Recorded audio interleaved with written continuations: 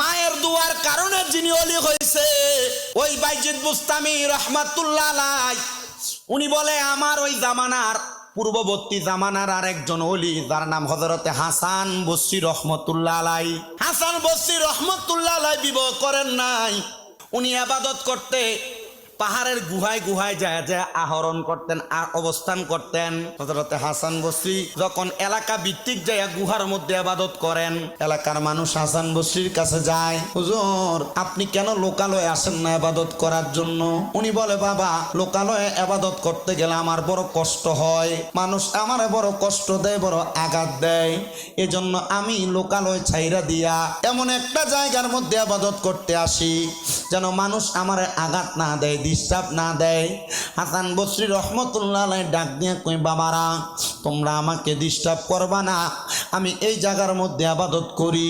হযরতে হাসান বসরি রহমতুল্লাহ আলাইহি উনি ইবাদত করেন যেই জায়গায়, দীর্ঘ 10 বছর পর্যন্ত ইবাদত করতে করতে হাসান বসরির ওই এলাকা লোকালয় তৈরি হয়ে গেছে। মনে করেন এই এলাকার নাম বিষ্ণুপুর। দীর্ঘ 20-25 বছর আগে এই এলাকায় এত বাড়িঘর ছিল না, আরো কম ছিল, কথা কইলাম। কিন্তু এখন লোকালয় তৈরি হয়ে গেছে, মানুষ আছে। হাসান বসরি রহমতুল্লাহ আলাইহি যে এলাকার মধ্যে ইবাদত করে সে এলাকা ত্যাগ করে অন্য কোথাও যায় না। এবার এলাকার মানুষ হযরতে হাসান বসরিকে প্রশ্ন করে, হুজুর আপনি এই এলাকা ত্যাগ করে কোথাও যান না কেন? এখন কি আপনার ইবাদতে কষ্ট হয় না? উনি বলেন, না, এলাকায় যত মানুষ বসবাস করে সবাই আমি হাসান বসরির সোহবতে আয়া ইসলামের পতাকা তলে চলে আসে, এজন্য এই মানুষগুলো আমার কষ্ট দেয় না। এলাকার সব মানুষ একদিন হযরত হাসান বসরির কাছে বিচার নিয়ে গেছে, ও হাসান বসরি রহমতুল্লাহ আলাইহি আপনার এই এলাকার মধ্যে একটা মানুষও নাই যারা আপনার আল্লাহ তাআলার ইবাদত করে না, তবে একজন মানুষ আছে যেই ব্যক্তি আল্লাহর ইবাদত করে না, সে ব্যক্তি আগুনের পূজা করে।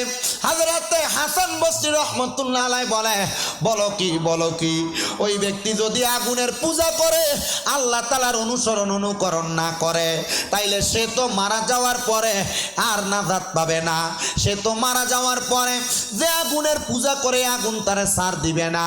বলে চলো আমরা তার কাছে ঈমানের দাওয়াত নিয়ে যাই। যখন হযরতে হাসান বসরি রহমতুল্লাহ আলাইহি আগুনের পূজারীর খবর পাইলেন, ওনার ভক্তদেরকে নিয়ে ওই আগুনের পূজারী আবু শাহামার কাছে যে ডাক দিয়া বলতেছে, ওরে আগুনের পূজারী তুমি নাকি আগুনের পূজা করো, আগুনের দাসত্ব করো? বলে হ্যাঁ, আমি তোমাকে দাওয়াত দেই তুমি একাত্মবাদের খোদার ইবাদত করো। ডাক দিয়া কয়, যেই খোদারে দেখা যায় না, যেই খোদারে ছোঁয়া যায় না, যেই খোদারে অনুভব করা যায় না, ওই খোদার ইবাদত আমি কেমনে করব? তোমার খোদা মিছা, আমি যেই আগুনের পূজা করি এই আগুন সত্য।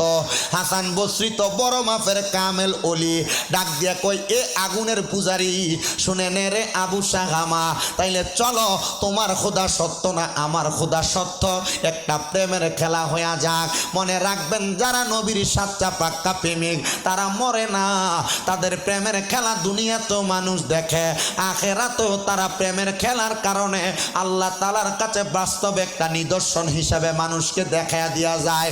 আর এটার অন্য কোনো প্রমাণ লাগবে না, এটার প্রমাণ হলো তোমরার মুন্সি সাহেব যে ময়নামতির এমন একটা প্রমাণ দিয়া গেছে, নিজের জীবনটারে আল্লাহ নবীর প্রেমে ফানা কইরা যখন ইন্তেকাল করেছে এতদিন পরে এখনো পর্যন্ত লাশটা পচে নাই। তো এই জন্য আশিক তো বলে মুহাম্মদ কি গোলামো কা কাফন মেলা নেহি হতা, যারা মুহাম্মদ সাল্লাল্লাহু আলাইহি ওয়াসাল্লামের গোলামি করবে তারা মরবে দূরের কথা, এদের কাফনের কাপড়ও ময়লা হবে না। জবান খুলে জোরে জোরে পড়েন সুবহানাল্লাহ।